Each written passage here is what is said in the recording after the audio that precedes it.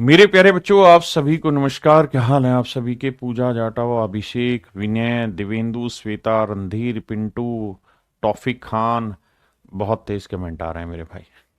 मेरे प्यारे बच्चों, आप सभी को नमस्कार। आप सभी का स्वागत है इस क्लास में। आइए मेरे नन्हे मुन्ने बच्चों, अब हम पढ़ना स्टार्ट करते हैं आज।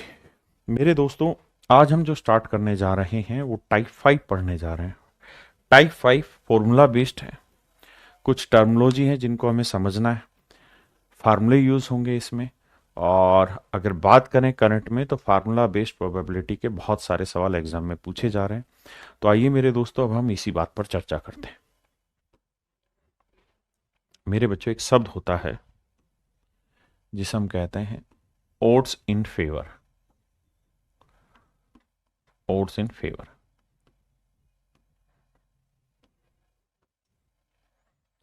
और ओड्स इन अगेंस्ट।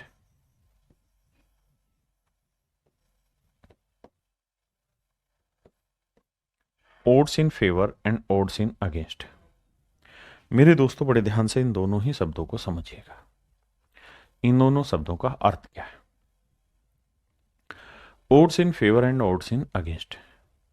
मेरे बच्चों, हर शब्द का कुछ ना कुछ मीनिंग होता है। हमें उस मीनिंग को ही प्रॉपरली पकड़ना है, तब जाके हमें सारी चीजें समझ आएंगी। ओड्स इन फेवर का मतलब है, जैसे मैं आपको ये कहूं कि यार हमने एक डाइस थ्रो की। हमने एक डाइस थ्रो की। क्या थ्रो की? डाइस थ्रो की। ठीक है। तो डाइस थ्रो की, तो डाइस में आया डाटा 1 2 3 4 5 6, ये आंकड़े हैं। तो मैं आपसे ये जानना चाह रहा हूं, मैं आपसे जानना ये चाह रहा हूं कि भाई ये बताओ, 4 आने की प्रोबेबिलिटी कितनी होगी और 4 ना आने की प्रोबेबिलिटी कितनी होगी? देखिए, जब भी 4 के ऊपर ऐसे लिखा रहे या किसी भी इवेंट के ऊपर ऐसा लिखा रहे, इसका मतलब है वो इवेंट होने की प्रोबेबिलिटी कितनी है। लेकिन अगर मैं ऐसे लिख दूं कि वो इवेंट ना होने की प्रोबेबिलिटी कितनी है, कई बार ऐसे भी लिखा रहता है और कई बार ऐसे भी लिखा रहता है। इवेंट ना होने की प्रोबेबिलिटी क्या होगी, ये इस तरह से साइन दिया जाता है। तो ओड्स इन फेवर का मतलब ये है कि ना होने से होने वाली का अनुपात कितना है। किसी चीज के ना होने से होने का अनुपात कितना है, ये मेरे प्यारे बच्चों कहलाता है ओड्स इन फेवर। हाँ जी। अगर मैं आपसे ये कहता कि 4 आने की प्रायिकता क्या होगी, तो आप ध्यान देना, 4 आने की प्रायिकता, आप कहते हैं कि सर टोटल हमारे पास आउटकम है 6, इसमें से 4 आने की प्रायिकता 1 है। लेकिन अगर मैं आपसे पूछ रहा हूं ओड्स इन फेवर, और मेरे भाई हिंदी इंग्लिश वाले इंग्लिश में ही ध्यान से समझना, हिंदी में भी दिखाऊंगा क्या शब्द है इनका। ओड्स इन फेवर पूछा जा रहा है, तो इसका मतलब 4 आने की प्रायिकता यहां लिखो और 4 ना आने की प्रायिकता यहां लिखो। तो 4 आने की प्रायिकता 1/6 है और ना आने की 5/6। बिल्कुल ठीक है भाई, 4 तो एक ही बार आ सकता है और बाकी 5 बार 4 नहीं आएगा। तो इसका जब आप रेशियो लेंगे ना, तो ये रेशियो कहलाएगा 1:5। तो मेरे दोस्तों, अगर 1:5 है तो ये रेशियो ही आपका ओड्स इन फेवर कहलाता है। ध्यान देना, ये रेशियो ही मेरे दोस्तों आपका ओड्स इन फेवर कहलाता है। अब मेरे प्यारे बच्चों, हम बात करें ओड्स इन अगेंस्ट। अगेंस्ट में, अगेंस्ट की क्या कहानी है? तो अगेंस्ट की कहानी यह है कि 4 ना आने की प्रायिकता का 4 आने की प्रायिकता के साथ अनुपात। यानी अगेंस्ट में अगेंस्ट वाला पहले आएगा, यानी ना वाला पहले आएगा और फेवर वाला बाद में आएगा, हाँ वाला बाद में आएगा। और फेवर में हाँ वाला पहले होता है और अगेंस्ट वाला बाद में होता है। ये इनका शाब्दिक अर्थ है, पहले इसे समझो।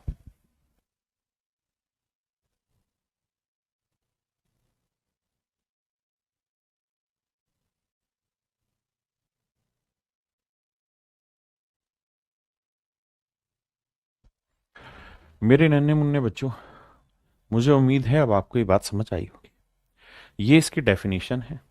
कहता है the odds in favour of occurrence of an event A is defined by P A, यानी होने की पहले ना होने की बाद में। अगर अगेंस्ट में है तो ना होने की पहले और होने की बाद में। हिंदी में लिखेंगे घटना ए के घटित होने के पक्ष में विषम। ओड को बोला जाता है विषम, यानी पक्ष में विषम पूछा जाए तो होने का पक्ष का पहले, अगेंस्ट का बाद में, और ना होने का पूछा जाए तो ना होने वाला पहले, अगेंस्ट बाद में। तो अब आप समझ गए होंगे कि यार हिंदी के शब्द बहुत अलग अलग हैं। 2023 मींस का जो एग्जाम हुआ था उसमें ये ओड्स इन फेवर और ओड्स इन अगेंस्ट पहली बार पूछा गया था। हम सीधे सवालों पे चर्चा करेंगे और फिर आगे। देखिए यार, जैसे मैं ये कहूं कि भैया if the probability of an event is 2/7, किसी इवेंट के होने की प्रोबेबिलिटी 2/7 है, तो मेरे प्यारे बच्चों मैं आपसे जानना चाह रहा हूं odds in favour, odds in favor of odds in favor of the event, तो इसकी क्या लिखोगे कि होने की पहले लिखोगे और ना होने की बाद में लिखोगे। तो 7 में से 2 चीजें होने की है, तो ना होने की कितनी हुई? 5। हाँ जी, अगर मैं यही चीज odds in अगेंस्ट पूछता, अगेंस्ट पूछता मेरे बच्चे,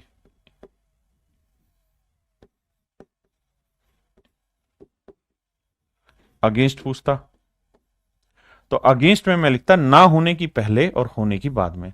तो 7 में से 2 होने की है और ना होने की 5। बस इतनी सी बात है और इससे अलावा कुछ भी नहीं है इसके अंदर। सीधा सवालों पे आते हैं।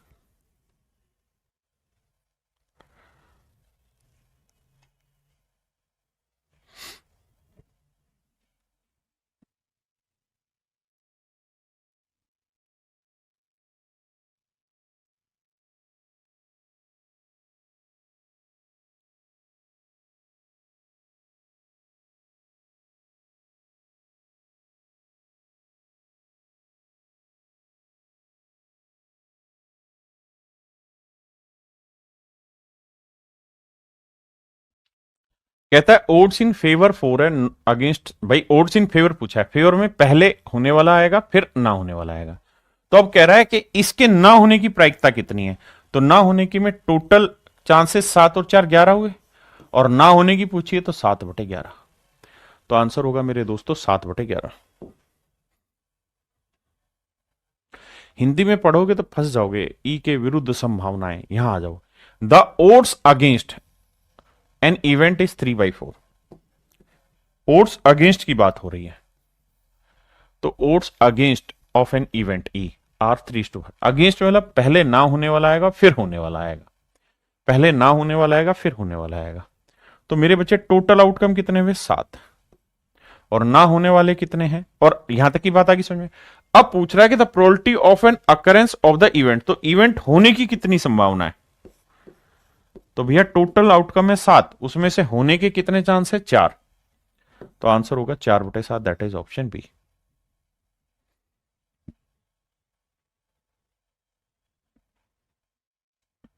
ये सवाल बढ़िया करो, समझो।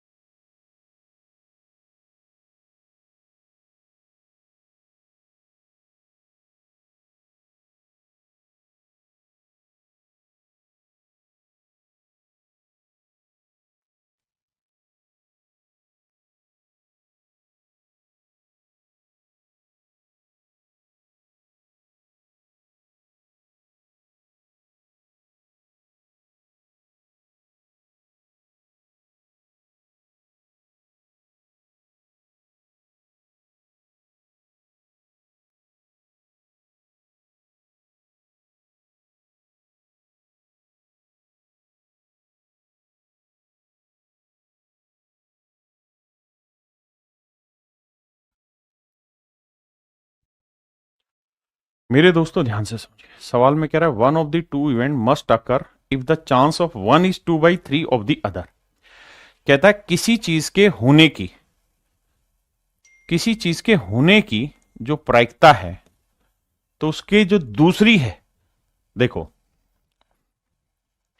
इसने शब्द बड़ा लिखा है, इस शब्द को ध्यान से समझना। कहता है one of the two event must occur. कहता है दो घटनाओं में से एक अवश्य घटित होगी, दो घटनाओं में से एक अवश्य घटित होगी। मतलब ये हुआ कि जैसे मान लीजिए मैंने एक सिक्का उछाला, तो सिक्का उछाला तो हेड भी आ सकता है और टेल भी आ सकता है। बिल्कुल, सिक्का उछाला मेरे दोस्तों तो हेड भी आ सकता है और टेल भी आ सकता है, सही बात है। अगर मैंने सिक्का उछाला तो हेड भी आ सकता है और टेल भी आ सकता है, इसमें कोई दो राय नहीं है।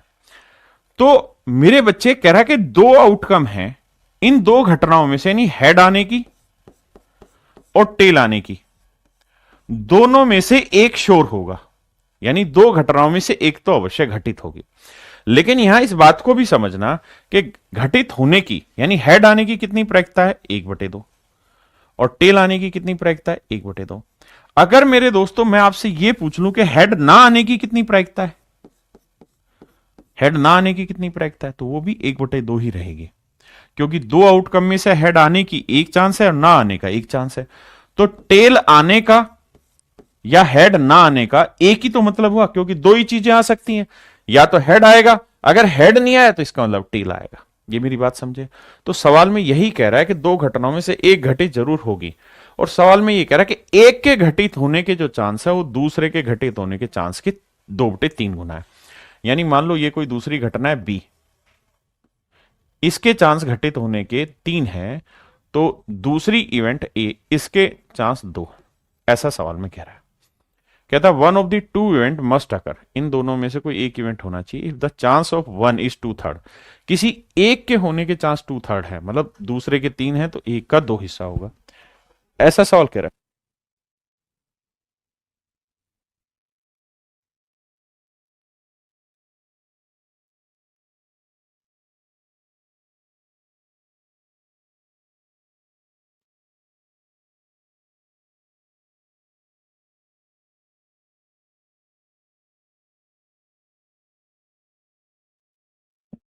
तो मेरे बच्चे सवाल में ए की होने की 2 है तो बी की होने की 3, और सवाल में ये कह रहा है कि इन दोनों में से कोई एक ही घटित होगा।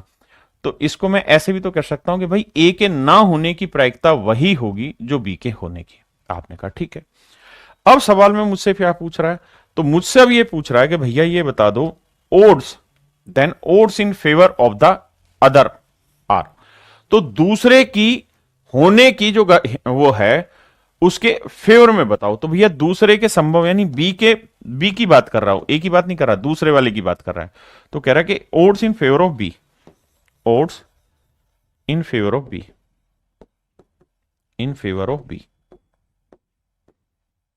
Odds in favour of B, कि बी के होने की प्रायिकता बतानी क्या होगी। तो मेरे बच्चे बी की होने की प्रायिकता कितनी है, 3। और मेरे बच्चे जो ए की होने की है वही सच मायने में बी के ना होने की, क्योंकि दो में से एक पॉसिबल होना है। तो इसका मतलब odds in favour of B में बी के होने की पहले लिखते हैं और अगेन ना होने की बाद में, तो ना होने की लिखेंगे 2। तो आंसर आएगा 3:2, दैट इज ऑप्शन डी। ये मेरे प्यारे बच्चों ऑप्शन डी मेरा सही आंसर होगा। ये मेरे प्यारे बच्चों ऑप्शन डी आपका करेक्ट आंसर होगा। क्लियर है, इस बात को ध्यान से समझो।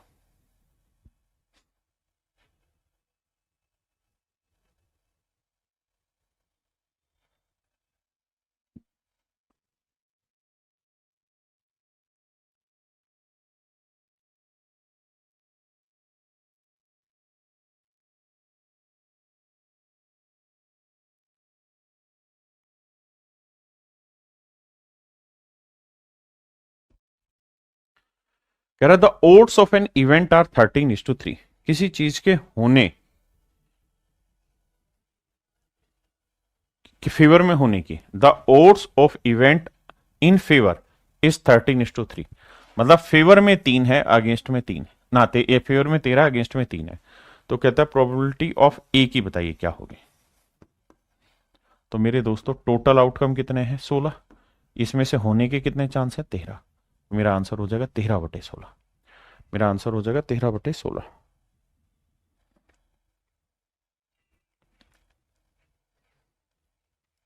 कह रहा the odds of event are 15:9 against, against में मतलब ना होने के पहले है, होने के बाद में होगा। अगेंस्ट में पहले ना होना फिर होना। तो कह रहा है what is the probability of A के होने की क्या प्रायिकता है। तो टोटल आउटकम हो गए 15 और 9 24, और होने की प्रायिकता थी 9, तो 9/24 मेरा आंसर होगा। पिछले में ही पूछा था ना प्रोबेबिलिटी ऑफ ए। ठीक,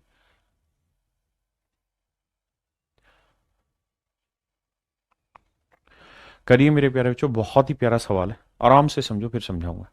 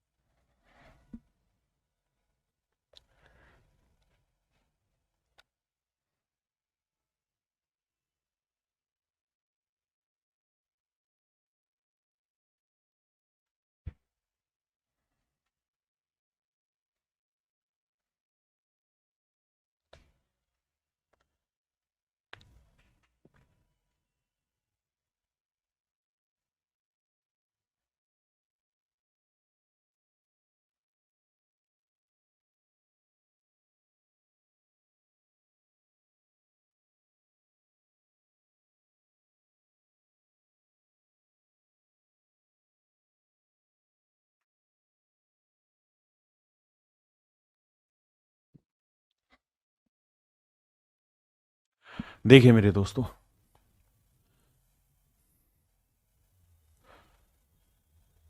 एक भाई कह रहा है क्लास नोट्स कौन सा लूं। मेरे बच्चे, जो तेरा दिल करे वो ले।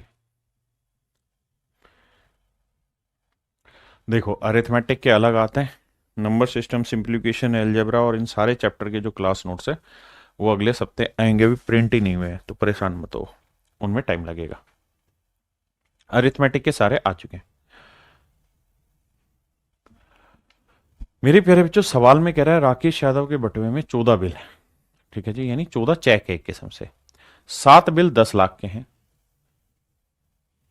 हिंदी इनकी खतरनाक है इसलिए उस पर मत जाना। कहता है 14 टोटल कुल मिला के चेक है, जिसमें से 7 चेक तो 10 लाख के, 10 लाख के 7 चेक है। उसका बाद कहता है 50 लाख के 2 चेक है। 50 लाख के मेरे प्यारे बच्चों 2 चेक है। 1 करोड़ रुपए का एक चेक है। 1 करोड़ रुपए का एक चेक है। 2 करोड़ के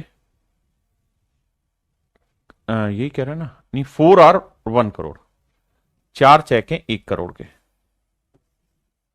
और भैया 2 करोड़ का एक चेक है, ध्यान से देखना, 2 करोड़ का एक चेक है। यही नंबर ऑफ चेक है, बिल्कुल ठीक है सर। अब सवाल में मुझसे ही पूछ रहा है he passes seeking donation for the Indian army and decide to select one bill at random. कहता उसने डिसाइड किया कि भाई मैं इनमें से किसी एक चेक को ही दूंगा किसी को। Army decide to select one bill at random from her wallet. कहता किसी एक ही चेक को मैं देने वाला हूं, मतलब एट रैंडम इनमें से किसी एक चेक को देने वाला हूं। तो सवाल पूछ रहा है कि बताओ भाई odds in favour of his selecting a cheque और भी 50 लाख, कि 50 लाख का चेक सेलेक्ट करने का ओड्स इन फेवर क्या रेशियो होगा या क्या प्रोबेबिलिटी होगी। तो मेरे बच्चे सबसे पहली बात तो ये देखा करो आप कि भाई 50 लाख का चेक सेलेक्ट करने की टोटल प्रोबेबिलिटी कितनी है। Probability of getting 50 lakh cheque, तो आप कहेंगे सर वो होगी, टोटल चेक कितने थे 14, और 50 लाख के कितने चेक है 2, 2/14, 2 से काटेंगे सर, आंसर होगा 1/7। आंसर होगा मेरे प्यारे बच्चों 1/7, बिल्कुल ठीक है। लेकिन वो कह रहा है odds in favour, odds in favour, odds in favour, odds in favour of selecting a 50 lakh cheque. तो इसका मतलब सेलेक्ट करने का पहले लिखोगे और ना होने का बाद में। तो भैया 7 में से एक ही बार तो सेलेक्ट होगा और 6 बार नहीं होगा। तो मेरे बच्चे ओड्स इन फेवर जो होगा वो होगा 1:6, दैट इज ऑप्शन ए। मेरे प्यारे बच्चों ऑप्शन ए, बी नहीं बेटा। 7 तो टोटल आउटकम है, सात मतलब 14 आउटकम में से 50 दो तरीके से निकल सकता था, यानी 7 में एक बार आएगा। लेकिन उसने पूछा ओड्स इन फेवर, तो ओड्स इन फेवर का मतलब है आने के पहले लिखो, ना आने के बाद में। तो 7 में से एक बार आएगा, तो 6 बार नहीं आएगा। हाँ जी, गलती मत करा को। आई।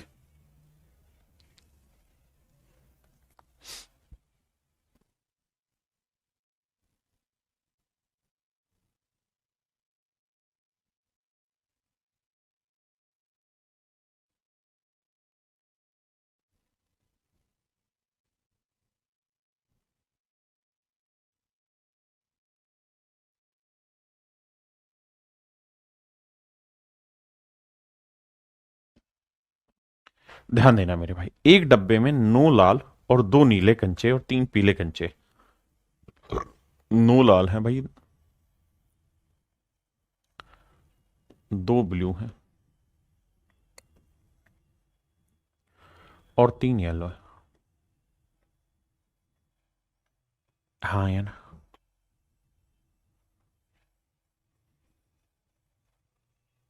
क्लियर है यहां तक की बात? कहता है यदि आप बॉक्स से यादृच्छिक रूप से एक का चयन करते हैं, किसी एक कंचे को बाहर निकालते हैं, तो सबसे पहले ये बताओ कि नीला कंचा आने की कितनी संभावना है, बाकी चीजें बाद में। तो आप कहेंगे टोटल कंचे 9 और 2 11 और 3 14। बिल्कुल ठीक बात है। तो 14 में से नीला कंचा यानी ब्लू कंचा आने की कितनी संभावनाएं हैं? तो 2 है, तो 1/7। 1/7 मेरे प्यारे, मेरा बिल्कुल ठीक answer. 1/7 is my right answer, बिल्कुल ठीक है। अब मुझसे क्या पूछ रहा है? तो कह रहा है नीले मार्बल्स को चुनने के विरुद्ध। अब आगे हमसे बात जो कर रहा है, determine the odds against, odds against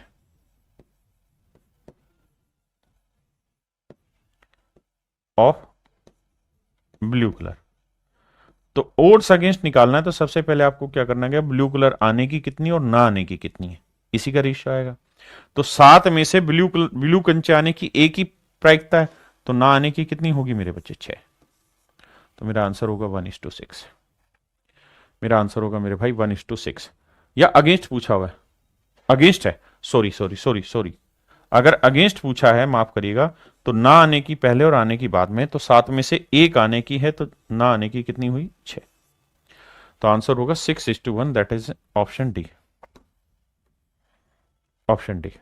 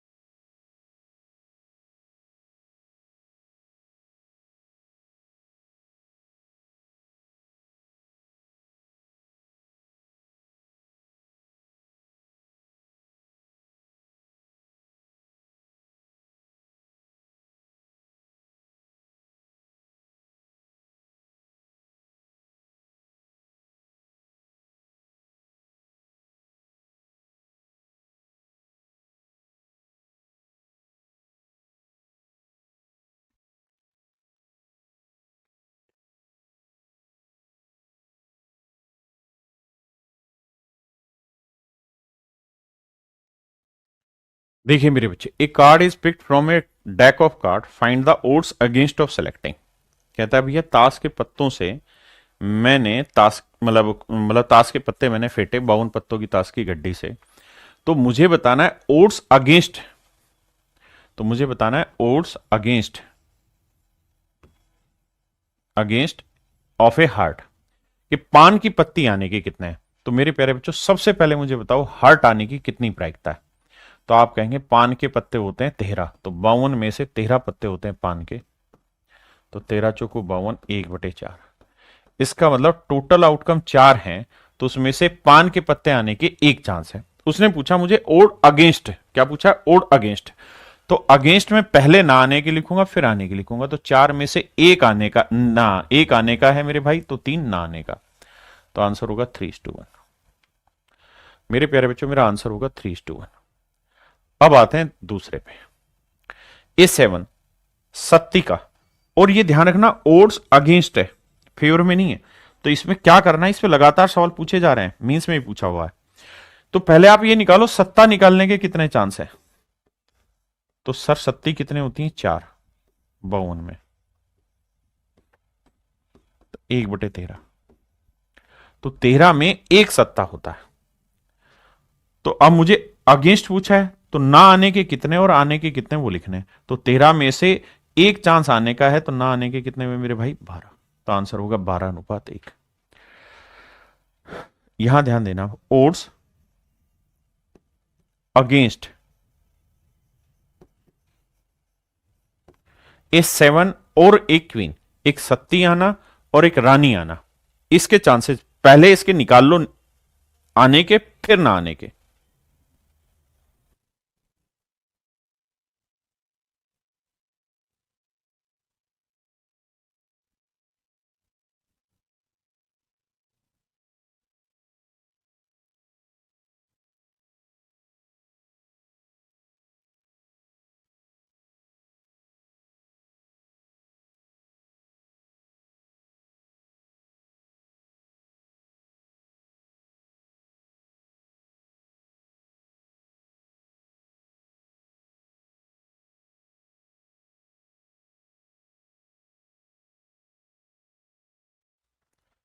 देखिए मेरे बच्चे, ये बताओ कि 7 कितने होते हैं।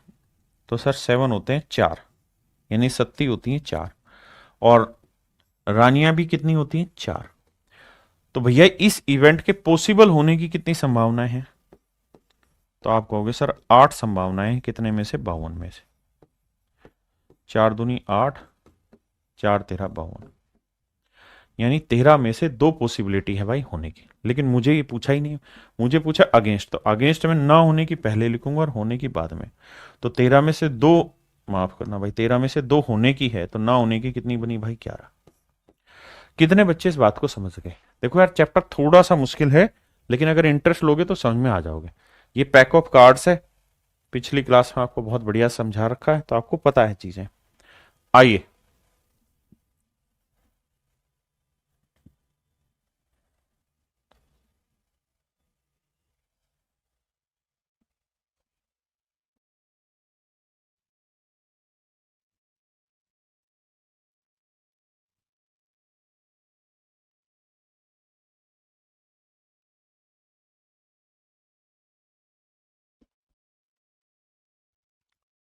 मेरे बच्चों, पहले इस शब्द को समझते हैं और वाले को,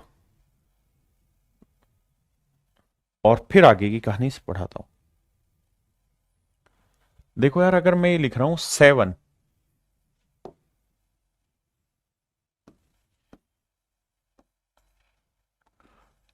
और हार्ट, ऐसे लिख रहा हूं, तो इसका मतलब मेरे दोस्तों जानते हो क्या हुआ। और का मतलब हिंदी में या कहते हैं। या का मतलब होता है वो भी सारे चांसेस ले लो जो जिसमें 7 है, वो भी ले लो जिसमें हार्ट भी है, और वो भी ले लो कुछ पत्ते जो 7 और हार्ट दोनों में कॉमन है। तो अगर देसी भाषा में कहें तो सत्ती कितनी होती है, 4, और पान के पत्ते कितने होते हैं, 13। लेकिन एक सत्ती ऐसी होगी जो पान की भी है। भाई यही तो है, भाई पान के कितने पत्ते हुए, 13।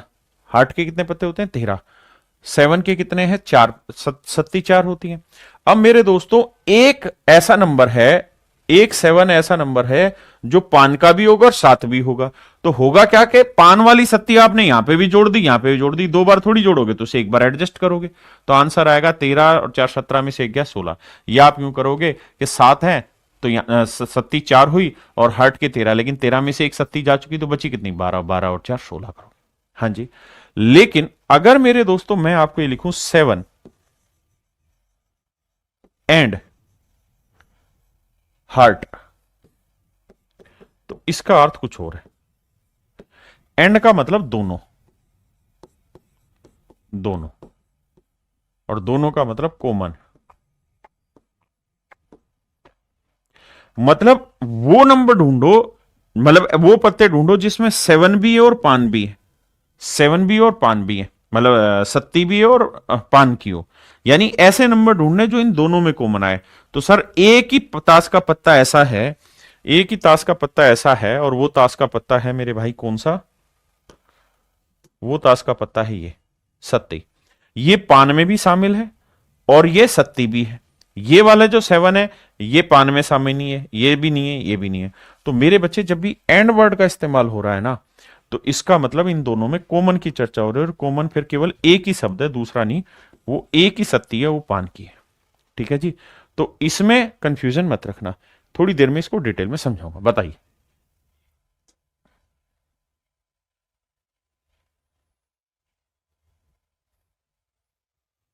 देखिए, पहले ये बताइए, ए 7 एंड ए हार्ट, एंड का मतलब क्या हुआ मेरे दोस्त? कॉमन। हमें फेवर में चाहिए या अगेंस्ट में चाहिए तो बाद का काम है।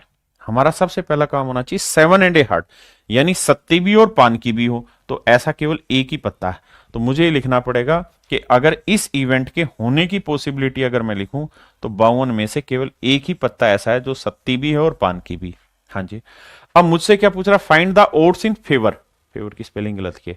चयन के पक्ष में कितनी संभावना है? चयन के पक्ष में कितनी संभावना है? तो मेरे दोस्तों यहां मुझे पक्ष में चाहिए, फेवर में चाहिए, तो पहले होने की लिखूंगा फिर ना होने। तो 52 में से एक होने की है, तो ना होने की कितनी आई? 51। तो 1:51। अगर वो ओड्स इन अगेंस्ट पूछता तो 51:1 आता। बस ये सिंपल मेरा तरीका है। अब आते हैं अगले पे। द थ्री ऑफ स्पेड्स, चिड़ी की तिग्गी, चिड़ी की तिग्गी, स्पेड्स ऑफ 3, ये एक ही पत्ता होता है। आ गया? हाँ। चिड़ी की तिग्गी एक ही होती है, चिड़ी होती है भाई हिंदी में बोलते हैं, और ये तिग्गी एक ही होती है। तो इसका भी कहानी वही होगी कि भैया चिड़ी की तिग्गी 3 ऑफ स्पेड्स, तो भैया 52 में से इस इवेंट होने के भी एक ही चांस है ना? और फेवर में पूछ रहा है तो 1:51। अब आइए रेड किंग, लाल रंग का राजा होने के क्या चांस है?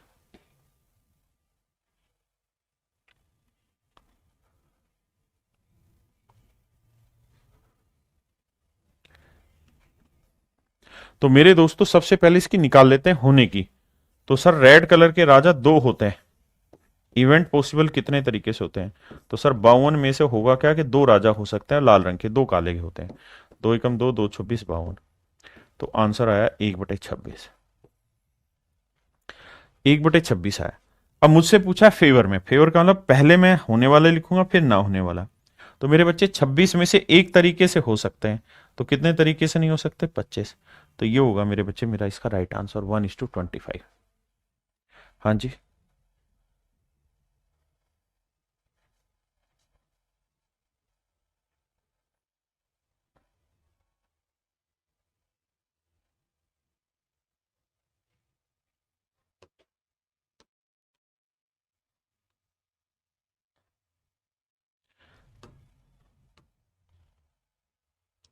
सवाल ये है कि भैया पासे का एक जोड़ा फेंका हमने।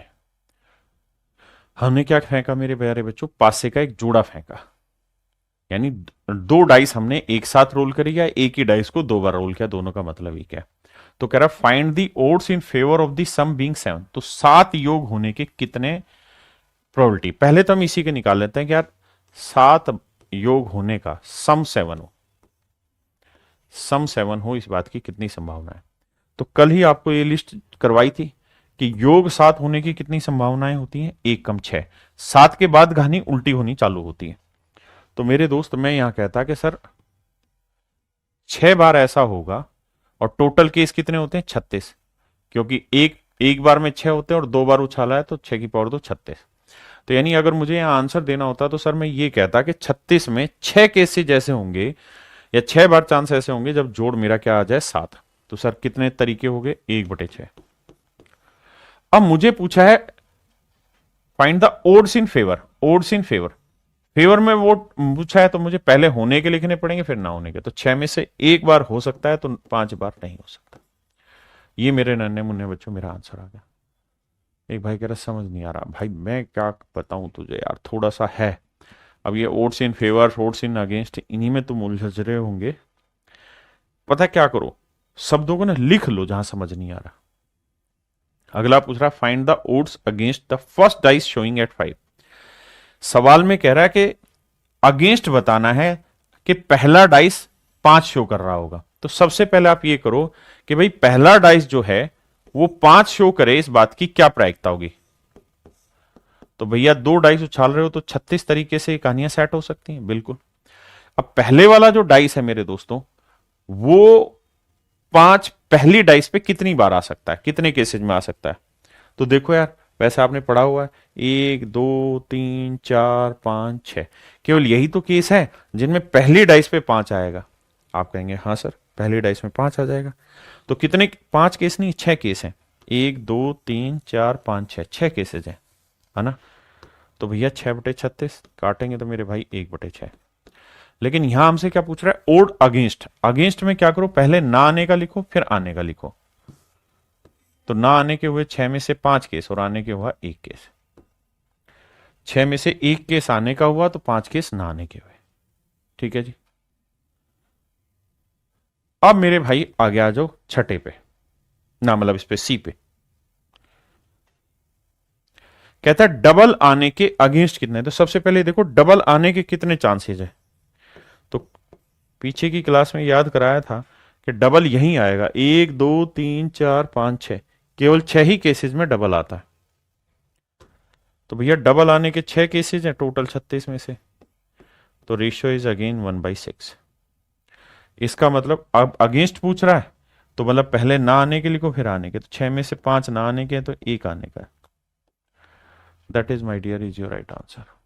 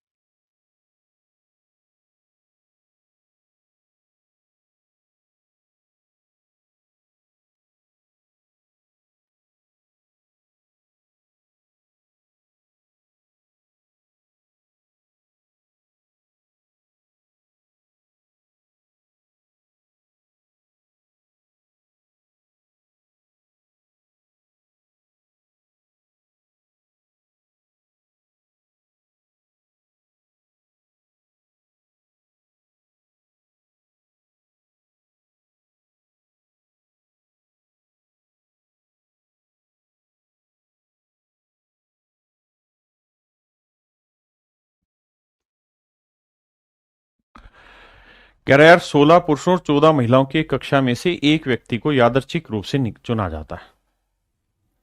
16 पुरुष है, 16 मेल है और 14 फीमेल है।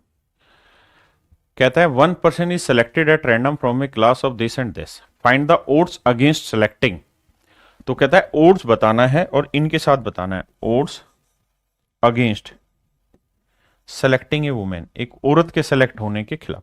तो सबसे पहले क्या करो, वुमेन सेलेक्ट होने की प्रायिकता बताओ। तो भैया टोटल 16 और 14 30 केस हैं, इसमें से वुमेन होने के 14 है। 2 7 14, 2 15 30, 7/15, यानी 15 में से 7 केस हैं वुमेन के सेलेक्ट होने के। तो 7 केस सेलेक्ट होने के हैं, तो बाकी 8 केस, अच्छा मुझे अगेंस्ट चाहिए था तो पहले ना होने के लिखो फिर होने के। तो 15 में से 7 होने के हैं तो बाकी 8 ना होने के होंगे। बिल्कुल ठीक है, हाँ जी। अब आगे आते हैं मेरे दोस्तों, अगला है ओड अगेंस्ट।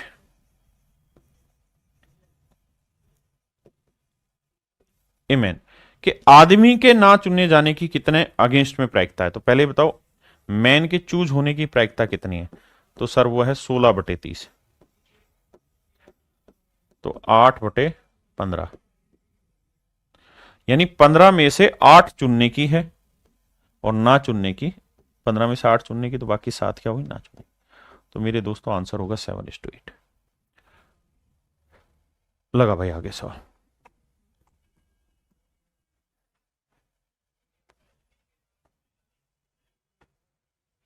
राजू सिक्का दे दिया तुझे।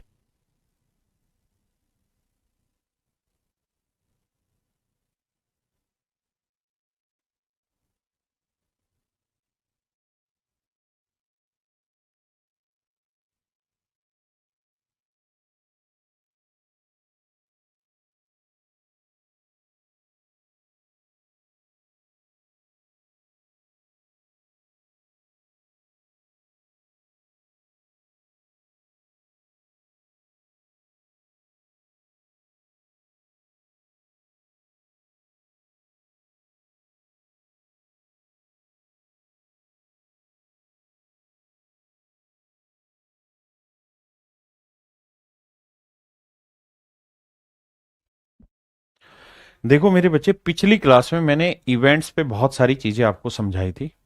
अब उन चीजों की जरूरत मुझे यहां पड़ेगी। तो मैं उम्मीद करता हूं कि जो पीछे मैंने समझाया वो आप पढ़ के आए होंगे, नहीं तो मैं दोबारा से इसे पढ़ा रहा हूं क्योंकि इसकी यहां जरूरत होगी। देखिए, श्योर इवेंट्स आप जानते हैं, इसमें मुझे बताने की जरूरत नहीं। इम्पॉसिबल इवेंट्स भी आप जानते हैं, मुझे बताने की जरूरत नहीं। कॉम्प्लीमेंट्री इवेंट्स भी आप जानते हैं। कॉम्प्लीमेंट्री इवेंट में भी किसी चीज के होने की और ना होने की जो प्रायिकता का जोड़ होता है वो वन होता है, that is complementary event. Exhaustive event भी आसान है। एग्जॉस्टिव इवेंट का मतलब ये है कि जब बहुत बहुत सारे इवेंट का के जो एलिमेंट्स हैं उनका जोड़ उसके सेट के इक्वल आ जाए तो वो एग्जॉस्टिव इवेंट होती है। दोबारा भी समझा दूंगा मेरे प्यारे बच्चों। कुछ चीजें अब ऐसी जरूरी हैं जिनके जाने बिना हमारा काम नहीं चलेगा। सबसे पहले तो इक्वली लाइकली इवेंट हमें पता होना चाहिए। दूसरा, म्यूचुअली एक्सक्लूसिव इवेंट हमें पता होना चाहिए। इंडिपेंडेंट इवेंट अब हमें बहुत अच्छे से क्लियर होना चाहिए, और डिपेंडेंट इवेंट हमें बहुत अच्छे से क्लियर होना चाहिए, क्योंकि यहां मेरे दोस्तों हमें चीजों को समझने की जरूरत पड़ेगी। अब आते हैं कहानी पर।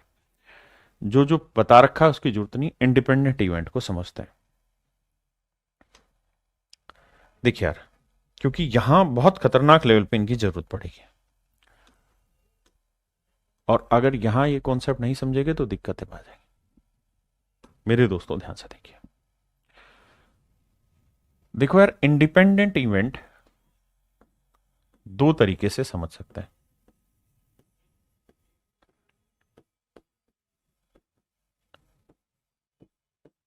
पहला, सिंगल एक्सपेरिमेंट में।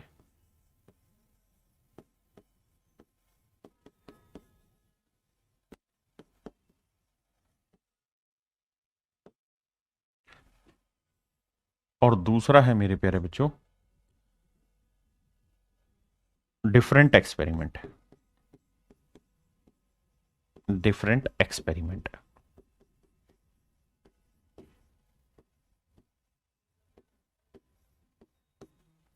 Different experiment. इंडिपेंडेंट इवेंट को समझते हैं। देखिए यार, डिफरेंट एक्सपेरिमेंट तो बहुत आसान है। जैसे मैं आपको कहूं कि यार मैं आपको प्रोबेबिलिटी पढ़ा रहा हूं और आपको प्रोबेबिलिटी मेरी पढ़ाई हुई समझ आ जाए और साथ में आज बारिश आ जाए, तो ये मेरे प्यारे बच्चों क्या कहलाती है? ये कहलाती है दो से ज्यादा एक्सपेरिमेंट की इंडिपेंडेंट इवेंट। मतलब मैं आपको पढ़ा रहा हूं, वो समझ आएगा या नहीं आएगा, इस बात का कोई भी प्रभाव बारिश पे नहीं पड़ेगा कि बारिश होगी या नहीं होगी।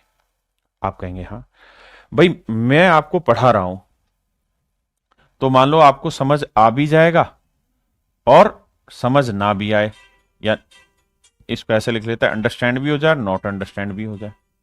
ठीक है जी। रेनफॉल हो भी जाए और कुछ सूखा भी रह जाए, ऐसे भी हो सकता है। अब मेरे प्यारे बच्चों, डिफरेंट एक्सपेरिमेंट में क्या क्या चांसेस होंगे? एक सेकंड ना भाई।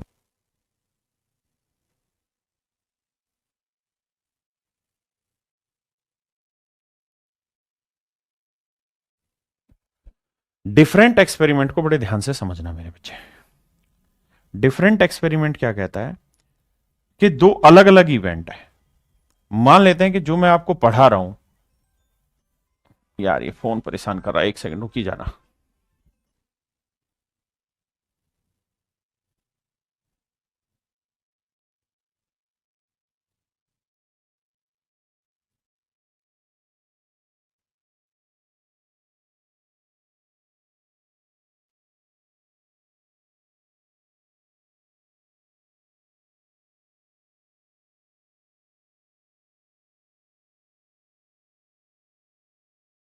मेरे बच्चों एक सेकंड बस, मैं इनको लगा दे रहा हूं साइलेंट मोड पे। अब ठीक है। हम्म।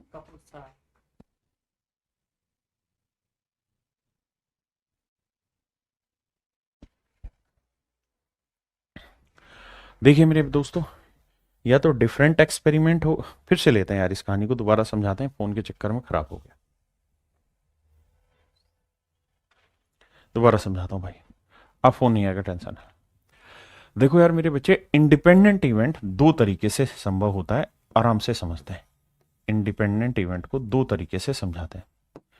एक होता है सिंगल एक्सपेरिमेंट हो, यानी एक ही एक्सपेरिमेंट हो रहा हो, रैंडम एक्सपेरिमेंट, सिंगल एक्सपेरिमेंट हो।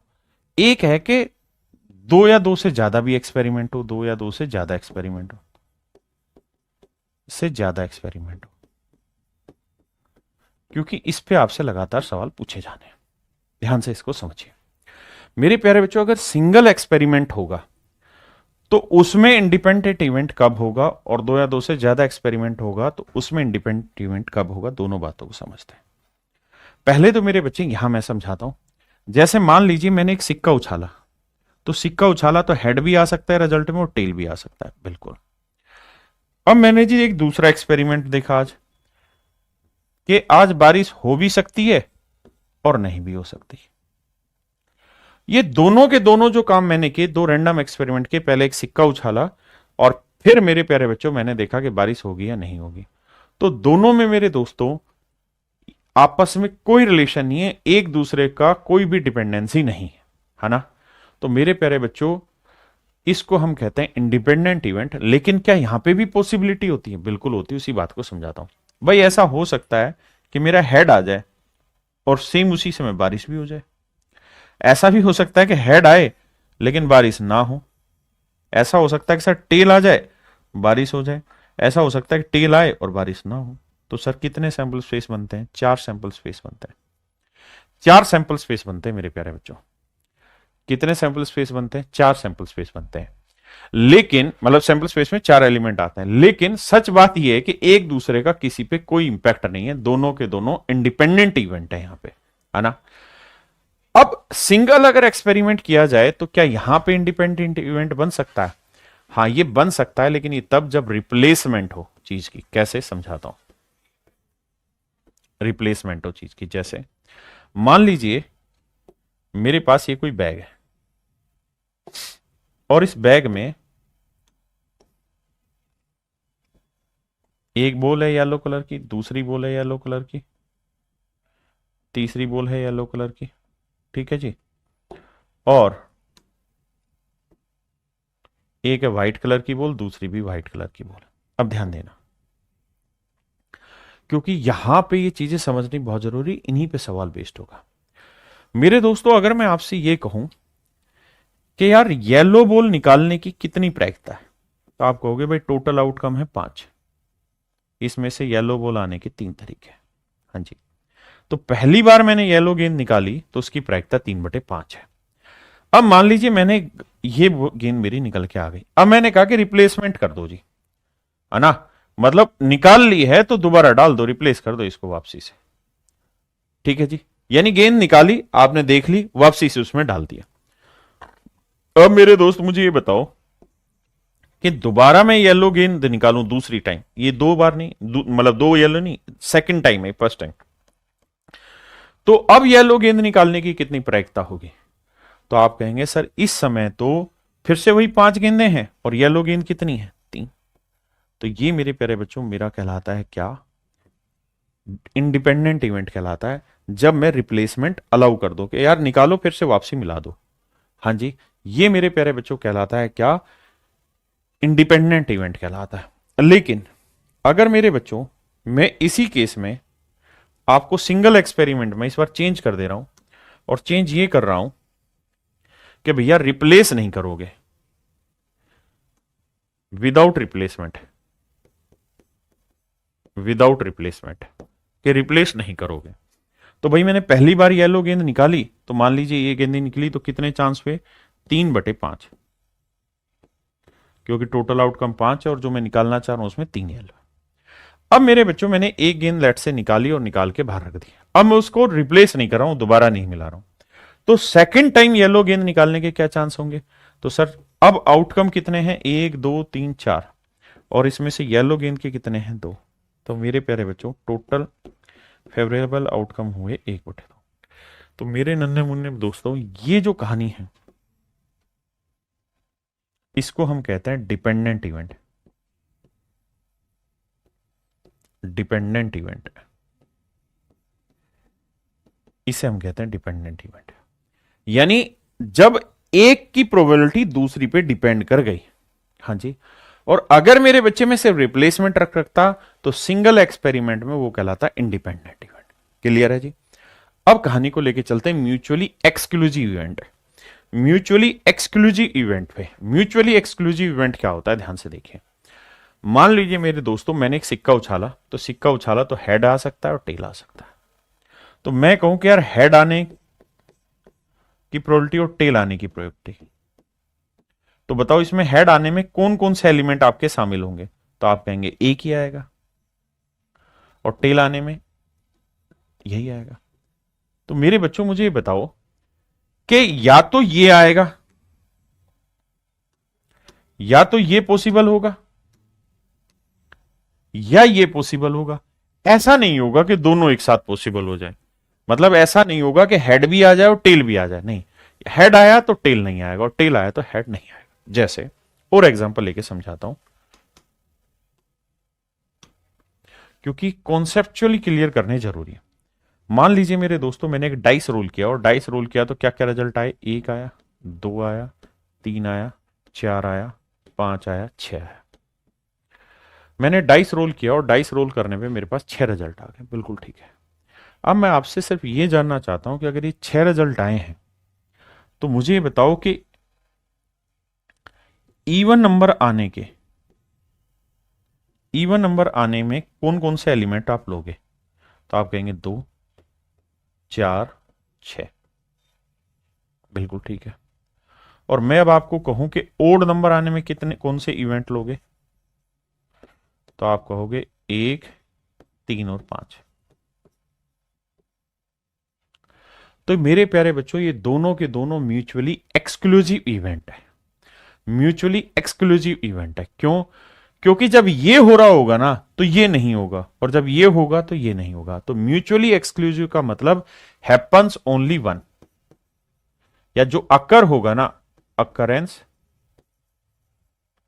विल बी एक्सक्लूसिव, एक्सक्लूसिव, या नो कॉमन, नो कॉमन। दोनों तरीके से इस बात को समझो। इंडिपेंडेंट इवेंट अलग चीज है और म्यूचुअली एक्सक्लूसिव इवेंट अलग चीज है। इंडिपेंडेंट इवेंट जो है मेरे दोस्तों वो सिंगल एक्सपेरिमेंट में भी हो सकता है और दो या दो से ज्यादा रैंडम एक्सपेरिमेंट में भी हो सकता है। लेकिन म्यूचुअली एक्सक्लूसिव इवेंट जो है वो एक ही एक्सपेरिमेंट में होगा। और इसका मतलब यह है कि अगर इवन आ गए हैं तो ओड नहीं आएगा, और अगर ओड आ गए हैं तो इवन नहीं आएगा, यानी दोनों में से कोई एक ही चीज पॉसिबल होगी। ठीक है जी।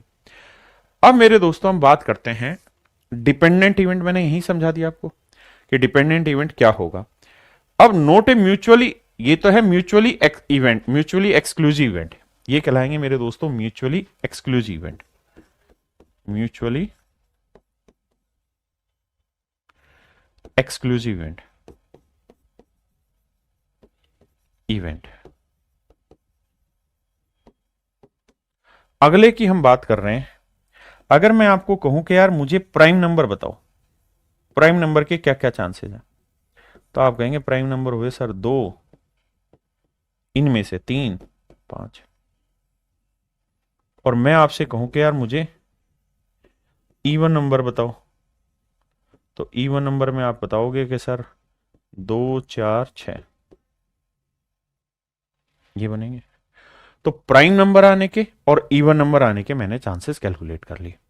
मेरे प्यारे बच्चों ये बताओ क्या ये दोनों म्यूचुअली एक्सक्लूसिव हैं कि जब प्राइम आएगा तब इवन नहीं आएगा? नहीं सर, नहीं है। क्यों?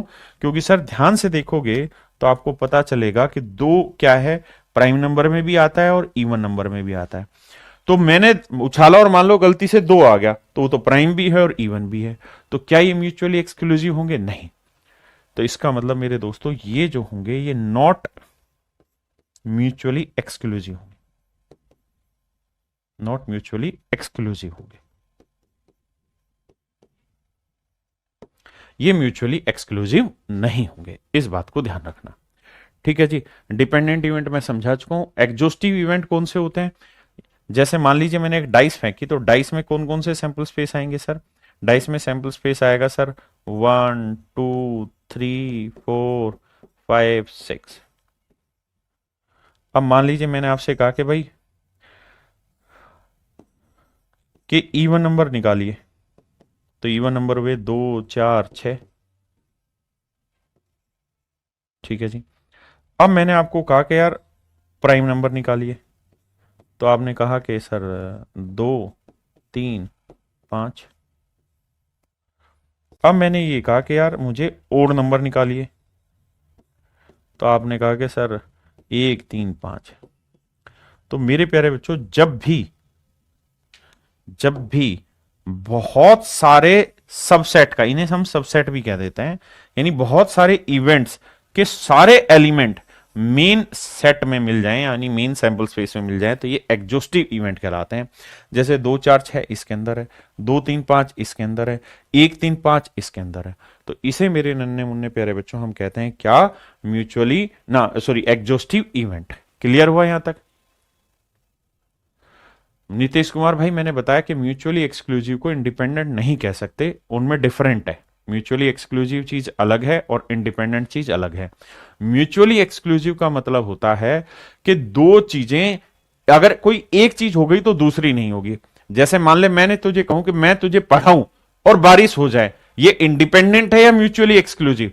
तो तू ये कहेगा कि सर ये म्यूचुअली एक्सक्लूसिव नहीं है, क्योंकि म्यूचुअली एक्सक्लूसिव का मतलब होता है कि आपका पढ़ाया हुआ समझ आ गया तो बारिश नहीं होगी ना। सर ये नहीं है, इसमें तो कोई रिलेशन ही नहीं है। भाई आप पढ़ा रहे हो और बारिश हो सकती, तो ये सर इंडिपेंडेंट कहलाएगा कि आप पढ़ा रहे हो और बारिश हो जाए, आपके पढ़ाने से बारिश का कोई रिलेशन नहीं। अब मेरे हिसाब से आपको दोनों बातें बहुत अच्छे से समझ में आ गई होंगी। अच्छा, इक्वली लाइकली इवेंट का मतलब भी क्या होता है कि जैसे दो ऐसे इवेंट, मान लीजिए एक इवेंट है ए और एक इवेंट है बी, अगर दोनों की प्रोबेबिलिटी इक्वल आ गई तो हम इन्हें इक्वली लाइकली इवेंट कहते हैं। जैसे मान लीजिए मैंने आपको कहा कि यार हमने एक डाइस रोल किया, डाइस से ही समझाता हूं। एक डाइस रोल किया तो डाइस में क्या क्या सेट हो सैंपल स्पेस आएंगे? 1 2 3 4 5 6। बिल्कुल ठीक है। अब मैं कह रहा हूं कि इवन नंबर आने की क्या क्या संभावनाएं होंगी, तो आप कहेंगे 3/6। मैं कहूं यार ओड नंबर आने की क्या क्या प्रायिकता होगी, वो भी 3/6 होंगे, क्योंकि इन 6 में से 3 इवन होंगे, 3 ओड होंगे। तो दोनों की ही प्रोबेबिलिटी सेम आ गई। तो मेरे प्यारे बच्चों, इनको हम बोलते हैं क्या? इन्हें हम बोलते हैं इक्वली लाइकली इवेंट, यानी एक जैसे इवेंट, एक जैसे इवेंट। बिल्कुल ठीक कहा भाई एक बच्चे ने, जी नरसिम्हा राव ने, कि म्यूचुअली जो है वो एक इवेंट में होगा, इंडिपेंडेंट जो है वो एक इवेंट में भी हो सकता है, लेकिन वो तभी होगा जब वो रिप्लेसमेंट कर दिया जाए, यानी कोई चीज निकाले और बाद में उसमें रिप्लेस कर दें। हाँ जी, इस बात को ध्यान देना। अब मेरे दोस्तों कुछ नोटेशन है जिन नोटेशन के बारे में हमें जानना चाहिए, इसको बारे में हमें पढ़ लेना चाहिए कि इन शब्दों का अर्थ क्या है। देखिए यार, किसी चीज के होने की प्रायिकता को अगर मैं ए मानूं, यानी किसी चीज के होने को ए मानूं, तो ए के ना होने को हम लिखते हैं ए के ऊपर बार लगा के, या बहुत बार ए पे डैश भी लगा देते हैं, ऐसा लिखा जाता है। अगर मेरे बच्चे मैं आपसे कहूं ए और बी का मतलब क्या है, या एटलीस्ट वन ऑफ ए और बी, तो इस बात को समझिए। ए और बी, या एटलीस्ट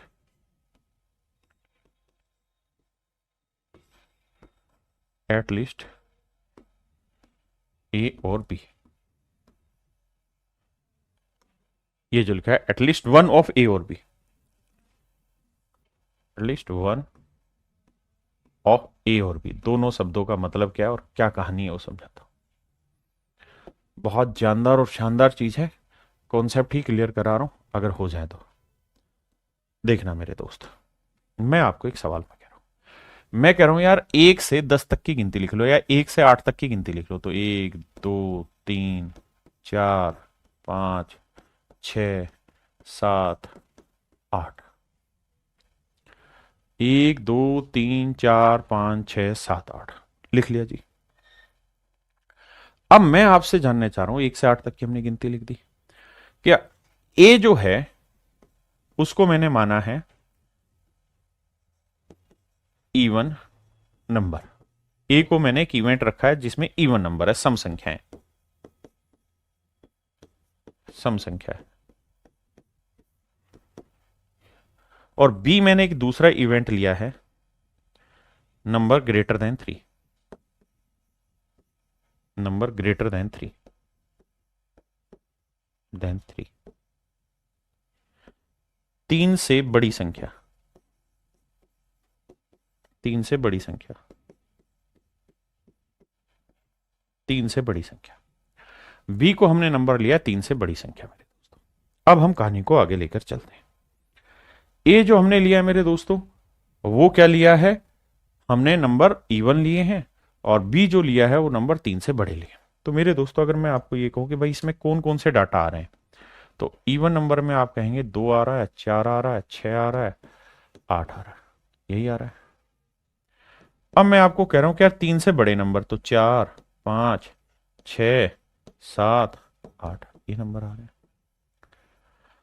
और मेरे प्यारे बच्चों अगर मैं आपसे पूछ रहा हूं कि भाई A union B, A union B या ए और बी या एटलीस्ट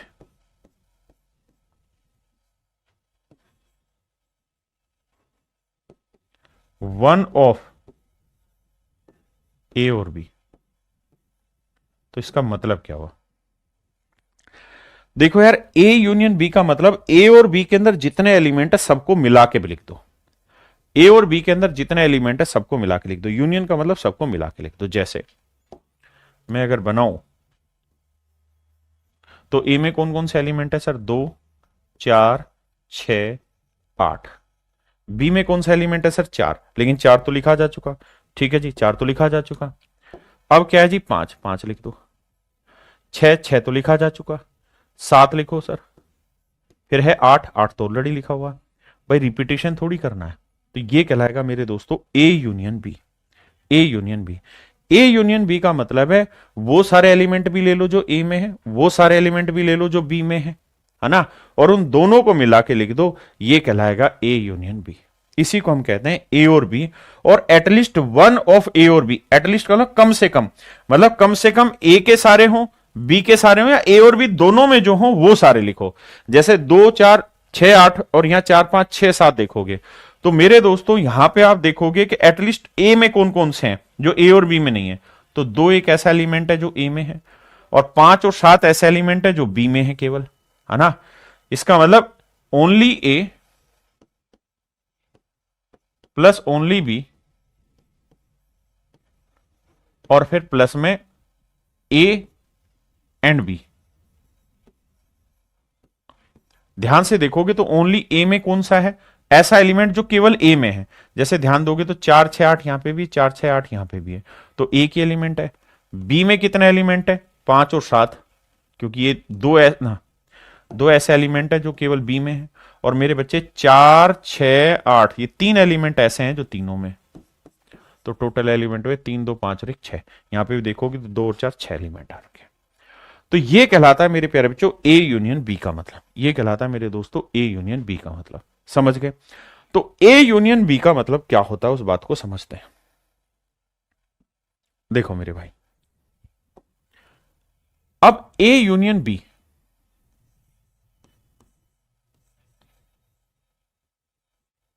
दो केसेस में पूछेगा आपसे।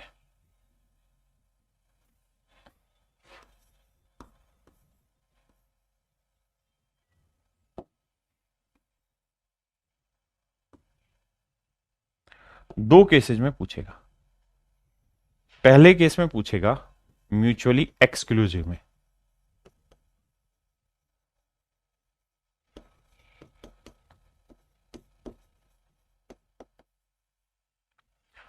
और दूसरा केस होगा मेरे दोस्तों नॉट म्यूचुअली एक्सक्लूसिव।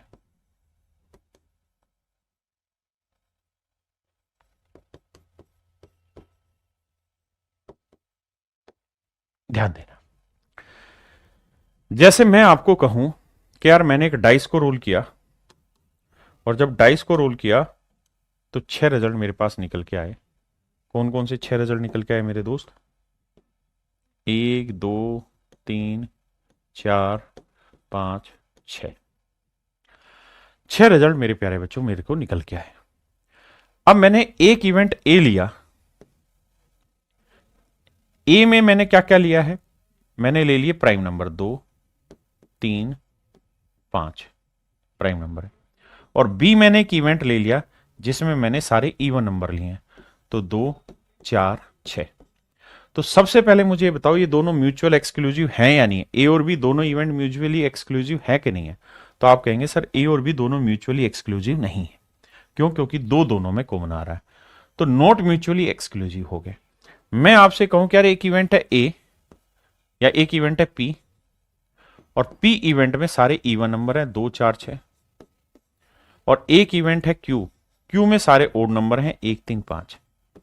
तो मेरे दोस्तों बताओ म्यूचुअली एक्सक्लूसिव है या नहीं? बिल्कुल है, क्योंकि म्यूचुअली एक्सक्लूसिव का मतलब होता है कि या तो ये आएगा रिजल्ट या ये आएगा, इनमें कोई सा कॉमन रिजल्ट नहीं आएगा। आप कहेंगे बिल्कुल। और मेरे दोस्तों कॉमन शब्द को ही हम इंटरसेक्शन कहते हैं। कॉमन शब्द को ही, कॉमन जो शब्द होता है इसी को हम हिंदी में एंड कहते हैं। इसका नोटेशन जो होता है वो इंटरसेक्शन होता है, इसे इंटरसेक्शन से शो करता है। लाइट गई, या परेशान नहीं होना, आ जाएगी 1 सेकंड में, बाकी आपको कंटेंट दिख रहा है। इसे ही हम इंटरसेक्शन को बोलते हैं, ओबेनिस्ट बोलते हैं। अगर मैं आपको बोल रहा हूं कि A intersection B, A intersection B, या मैं आपको कह रहा हूं ए एंड बी, तो इसका मतलब है कि वो एलिमेंट लो जो ए और बी दोनों में कॉमन है, वो एलिमेंट लो जो ए और बी दोनों में कॉमन है। ये मेरे दोस्तों इंटरसेक्शन का मतलब है। आपने कहा जी ठीक है।